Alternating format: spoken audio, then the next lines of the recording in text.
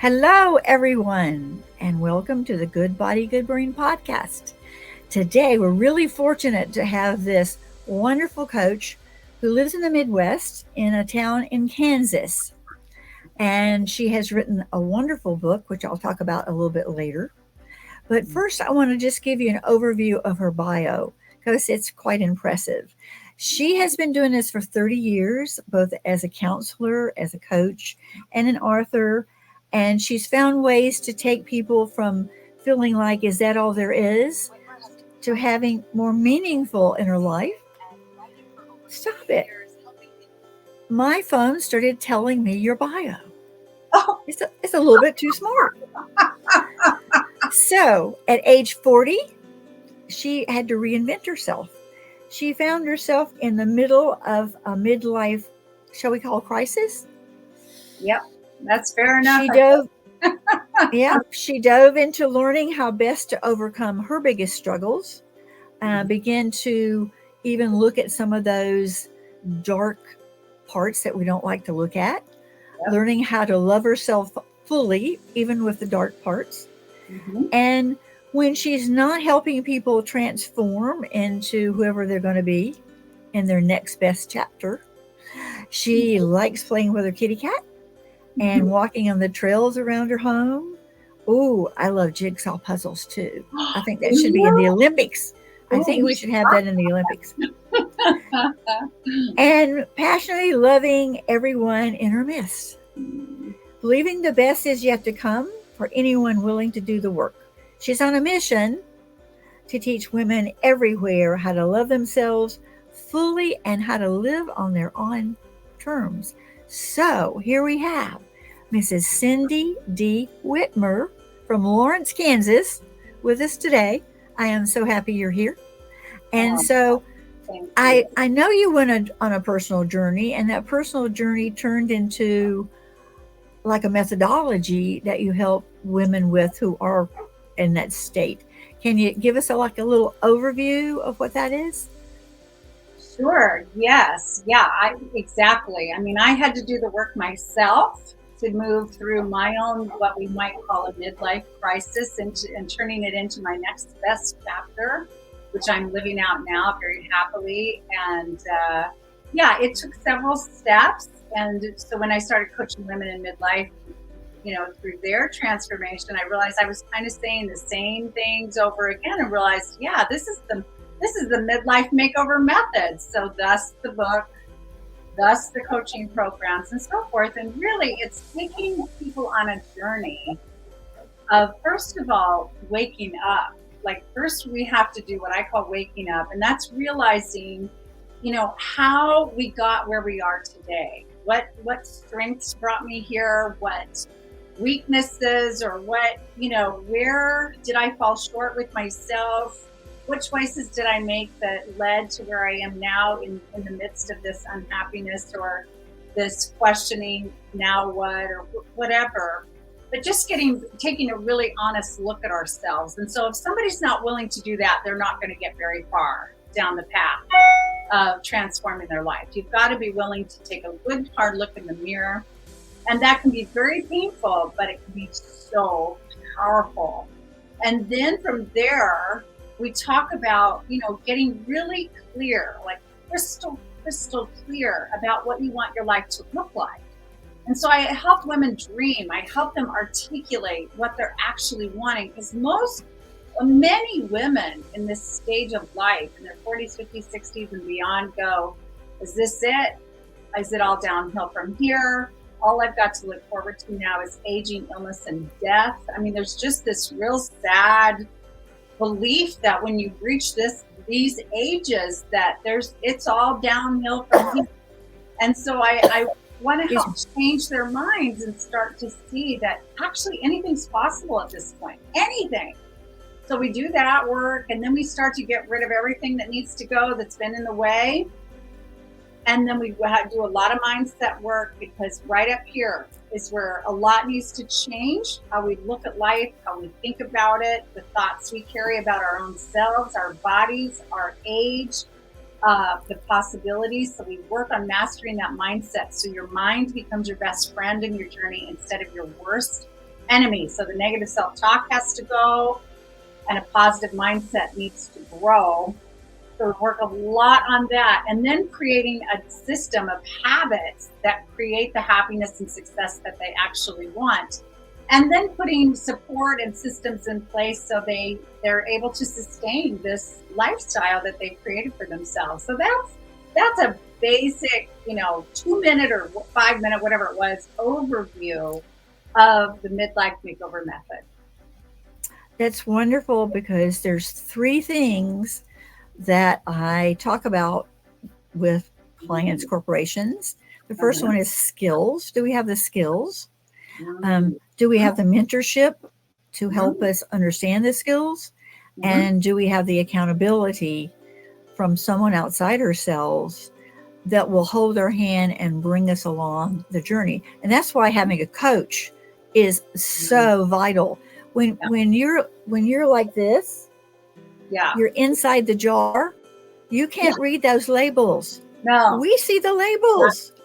We do. We see the labels of how great that person is, how so much potential they have, and how they've been sort of hiding their light under a bushel.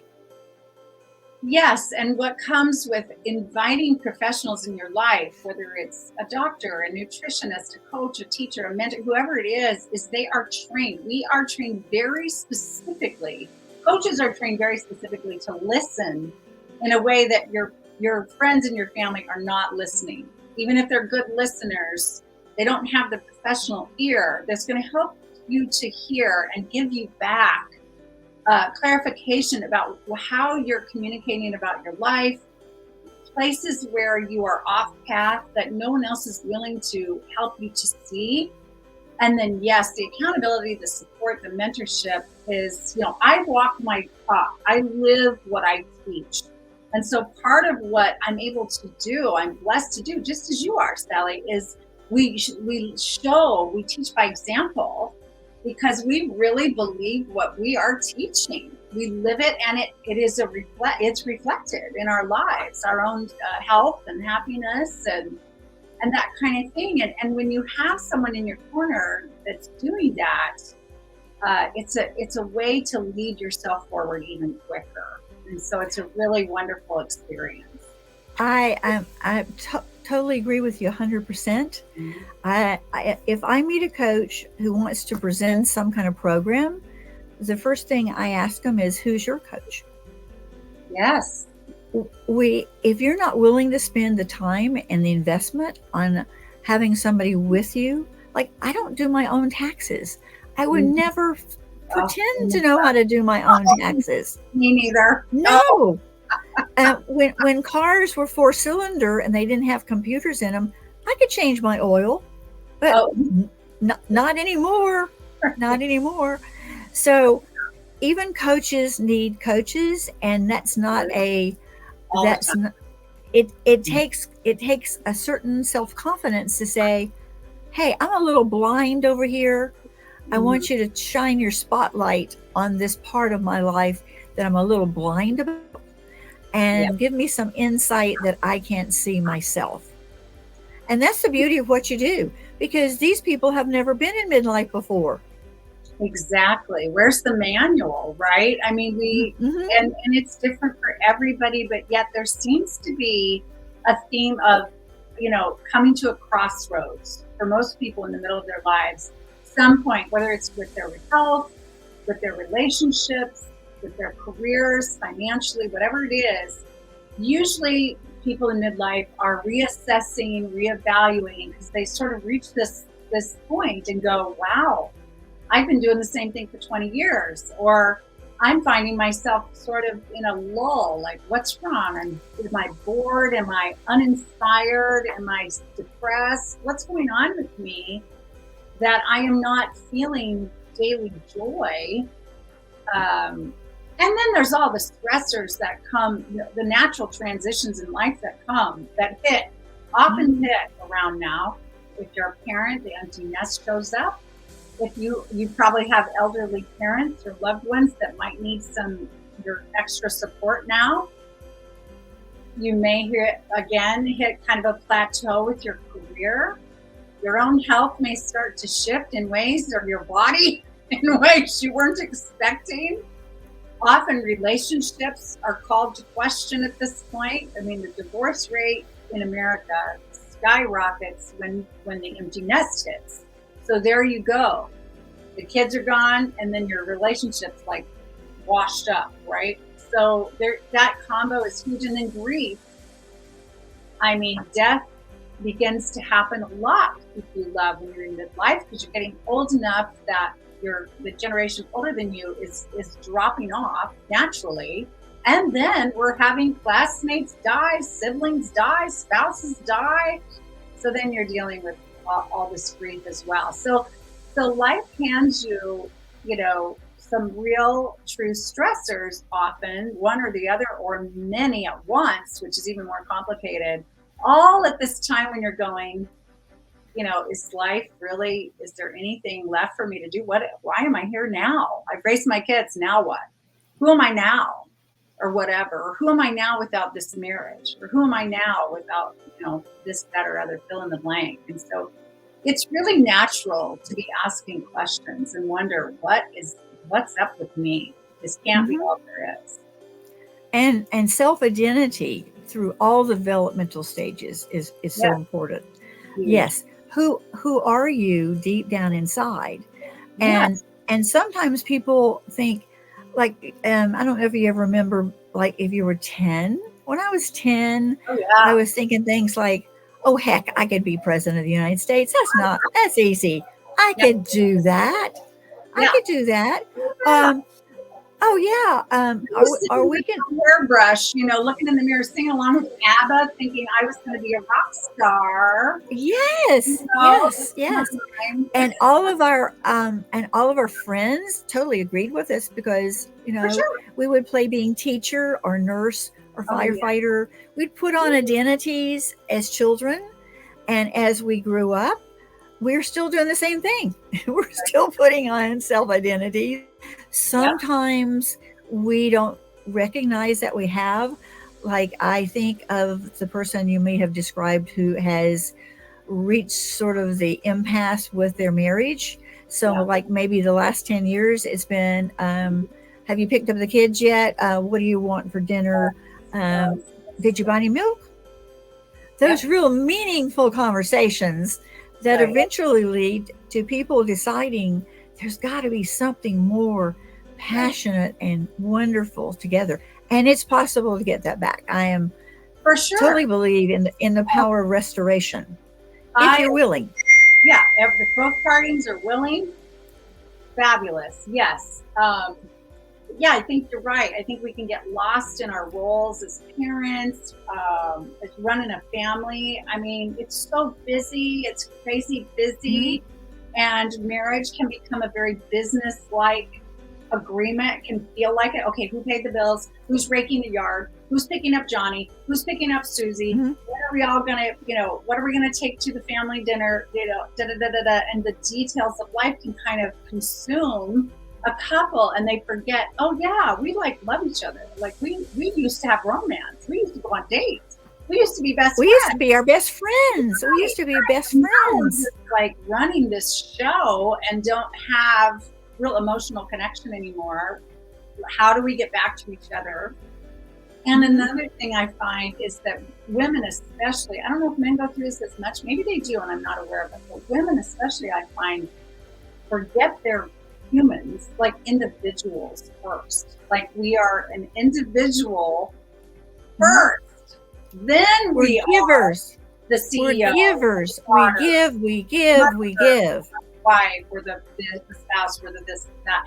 Right. And so part of what I hope for people, they realize, to make their next chapter their best chapter yet, is to get back to themselves.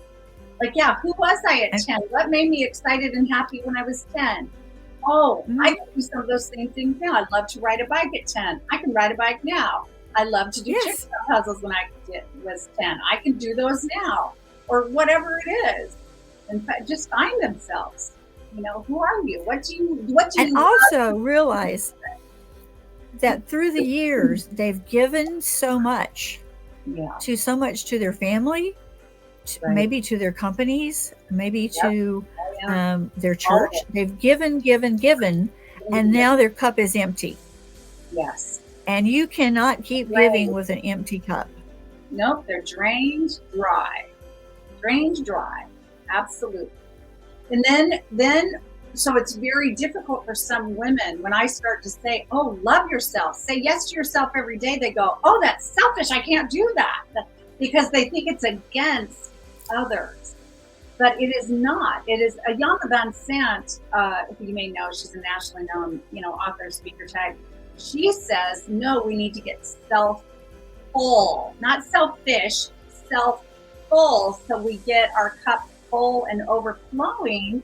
So there's more to give to others. There's more, and you're not giving from deprivation or obligation. You're giving from a place of, I am so full in my life. I am so happy in my life that now I want to give to you. I have more than enough love to give, more than enough time to serve, more than enough. So you can continue your giving. I really love when women can adopt this philosophy. What's best for you is best for all, because it is true, but that's a big change of mind for many people. What's best for you is best for all. So when you make a decision that's best for yourself about anything, you're being authentic, which is best for everybody around you, and it really will give them the best of you that you've got. Yes, because when we don't do that, we turn into these whiny, Martyrs. look what's happening, martyrs. What, I have given you the best years of my life. Oh my God. And now you treat me like this. Yeah. Right. I've worked my fingers to the bone raising you kids, and I've given you all I ever, and yeah, blah, blah, blah. And think about the effect. If you truly are aching inside with that kind of feeling, you're going to make yourself physically sick and age even faster, in my opinion. And I bet my bottom dollar you agree with me, Dr. Sally Good. Yes, and we actually have evidentiary things that say people with a positive mindset not only live longer, but with more vitality. Yes, yes. I've been studying longevity a lot lately. And another thing I just heard, have you heard about that Harvard happiness study? It's been going on for like 85 years or something. Mm-hmm. And they found that people at 50 who have, now I'm not saying go get yourself some bad cholesterol, but they're saying people at 50, well, they studied people at 80, and those that are the healthiest physically and happiest emotionally, what they were doing at 50 was not necessarily, they didn't necessarily have the best cholesterol or other numbers, but they were deeply ingrained in nurturing their relationships in a healthy way. They had warm, healthy social connections and were surrounded with support and offering support to others. And I thought, oh, that is such good news, that it's not all about the biology, but it's also about the social networks, the connections. And so a lot of women in midlife tell me they're lonely, they're bored, they're lonesome, they have no friends. And I think, oh my gosh, you've got to go get some friends and get involved and find activities that are meaningful for you that you can share with other people. So that's another goal that maybe you become a master gardener, or maybe you join that club. But socialization is one of the modifiable factors that staves off most dementias. Oh, that's fabulous. Wow. Mainly because there. Can you explain that to us? Yes. Because when we are with people that we like and love, our bodies create more serotonin, and it makes us feel good. The feel good hormones. Right. Yes. William James, remember our mentor, William James from the Dark Ages, who's one of the first psychologists. He believed, and it's subsequently been proven many times, that if you fake it till you make it, it actually works. If you go to the mirror and you practice smiling, your body will send out neurotransmitters that make you feel better. You Nice. go over to the mirror and you stand up straight with your feet apart and you put your hands on your hips Yes. like Superwoman. Superwoman, or Wonder Woman. Yes. It actually lifts your mood. Wow. So that's some of the homework I give people. Yes. Mel Robbins, Oh, she's yes. into this high five thing. You go Oh, over to the yeah. mirror. Five She's yourself. written a book. You Yes. go, you've got this. You've Yes. got this. Yes. And as And soon these as are you have all, people saying that to you, well, yeah, yeah, and these are all things everybody can do. Anybody mhm, can spend 30 seconds high-fiving themselves in the mirror, smiling at themselves in the mirror, taking the physical stance that gives you feeling more in your power and confidence and good about yourself. And anybody can do that. Anybody can do that. If you're in a wheelchair, you and can when sit there and do it in your wheelchair. yeah, No. and if you are procrastinating and you want to do something, Mm-hmm. and there are many reasons for that, but if you do Oh, this, yes. if you make a fist and Mm. say, I'm going to do this, the Mm. making of the fist actually triggers other things in your mind. Good. Okay, And I'm going so, to do this. I'm going to yes, do I'm going to do this. I don't like the analogy of eating the elephant. I'd rather like eat a big, big block of cheese. And I say, hey, just take a little block of that cheese because I don't want to eat an elephant. No, I like them. So we're going to take a little block of cheese and we're going to eat that today. And tomorrow we're going to take a little bite of that. And also putting habits together. Little habits make giant changes. They do. Huge. Atomic Habits, the book, Tiny Habits, the book. Mhm. Um, I had to learn, well, not learn. I do like flossing my teeth, but Oh, when I'm yeah. driving, I can't do it, etc. Right. So I took my remote control and I took some blue painter's tape, which comes off really easily, and I Mhm. taped my flossing thing to the back of it. So when I'm Oh, sitting watching TV and I pick up my remote control, there's the flossing thing. And then I just pull it out. And during the commercial, I can floss my teeth. Something smart. so simple as that. We can hook up all kind of, but you start with something you do already and you Yes, hook something to it. that is so wise and again, so simple. And it's a visual Mhm. reminder. You're putting up a reminder too. Do this. This is important. I've started out when I wanted to change simple habits, I've put up post-it notes in all kinds of places to remind me, everywhere. The car dash, the computer, the mirror, my bedside table. So giving yourself visual cues like your floss hooked to your Mhm. remote, that's great because you're going to feel it the second you lift that remote, and then you can do it while you're watching TV and the commercials or whatever. And that's a great way to attach one habit to another habit. Then one of the things that I do now is I listen to podcasts while I'm walking. So I'm walking more because I love to listen to podcasts and I don't have to sit and listen to podcasts that are teaching me things that I can use with my coaching clients or that I can teach on podcasts or, just grow myself. And I love combining those two things. And I think the movement, you know more about this, but I thought I learned, maybe you taught me that when you walk, when you move and you take in information, it actually seals it in your brain even more or something. Is that something you teach or where did I hear that? Well, when you can pair two things together, when you can make them fire together, something that's emotionally satisfying, Mm, along with another information, it tends to cement itself there a little bit better. okay. But just being in nature opens up Mm, huge walking. The mm, slightest bit of exercise, I don't care if you do it for 2 minutes, it's better than 0 minutes. for sure. And we have this thing called the BDNF, brain derived neurofactor. It's Mm, miracle code for our brain. It helps us ah, make more neurons. nice. Like to make new neurons.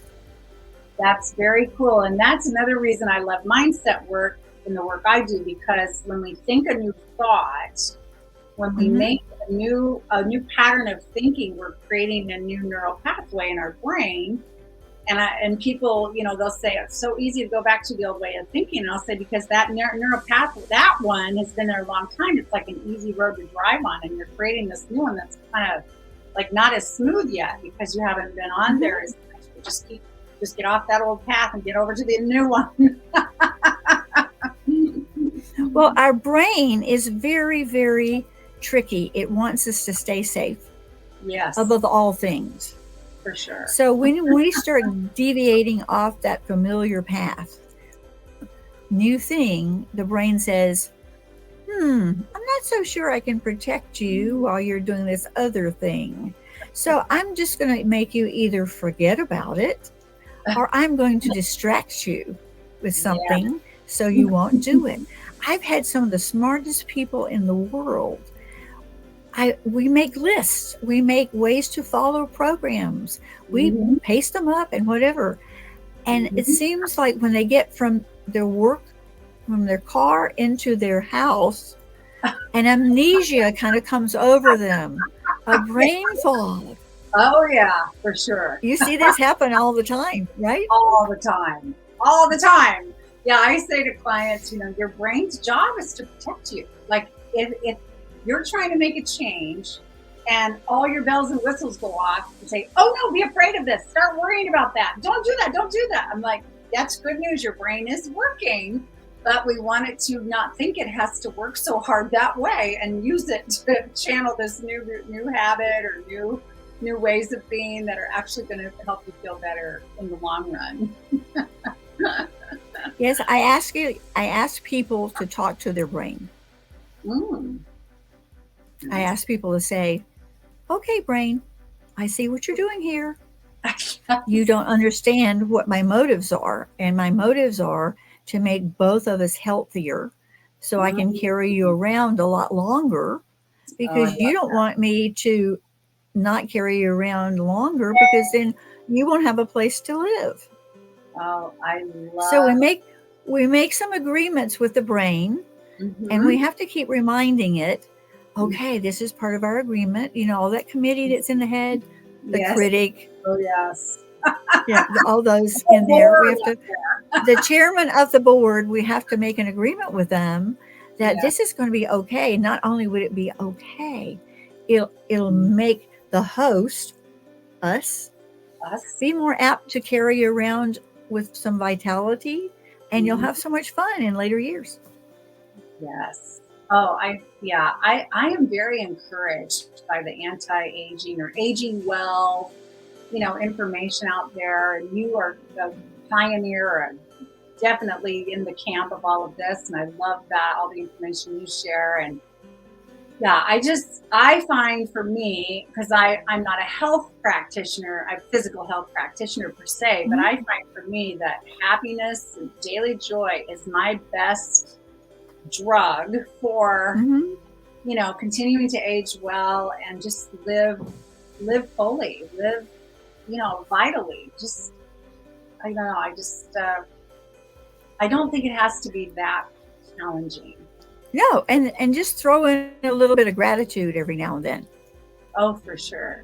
I do daily. I do a little gratitude journal. It takes me like 5 minutes. I do it every morning. It's part of my wake up routine, my how to start my day. And I just put on the top of a page of my journal, I get a little journal, and I just say, I am so happy and grateful. And then I write a list from the last 24 hours, things specifically, or things that I'm looking forward to that are coming today, or whatever. And it's just this 5-minute little activity, but it's part of how I give myself a morning boost. A lot of people think their boost in the morning is their coffee. No, that's not it. I find it needs to be like, some movement, some spiritual practice. I like to read things that inspire me or just really center me. Quiet time, little meditative time, things like that are truly a boost before I do anything else. And it's a great way to start the day. And then you're in